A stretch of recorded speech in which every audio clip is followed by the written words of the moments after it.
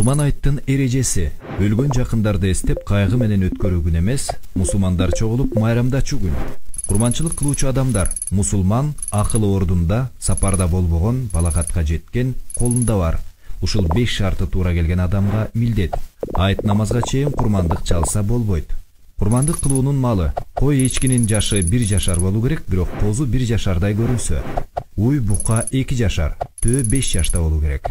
Ал эми мүйүзү түбүнөн сынып, 2 көзү же 1 көзү көрбөгөн же чолок мал. Кулагы же куйругунун 3төн 1 бөлүгү кесилген. Тиши жок же кулагы тубаса жок болсо курмандык кылууга болбойт.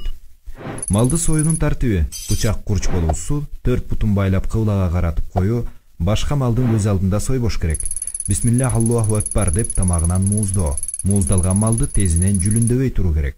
Курмандык кылуунун адеби: курмандыкка арналган малдын сүтүн саап же жүнүн кыркып алууга болбойт. Эгер ошондой кылынса, наркын садака кылуу милдет. Ичинен бала чыкса, аны дагы союш керек.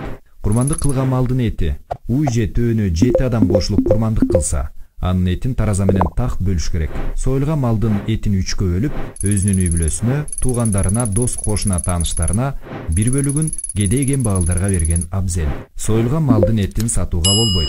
Бирөөгө сойдурса, анын акысына союлган малдын этинен же терисин берүүгө болбойт. Акысын өзүнчө берүү керек.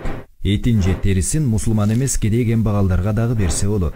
Чет жерден туугандарына акчасын жөнөтүп, менин атымдан курманчылык кылып койгула десе дагы жарайт.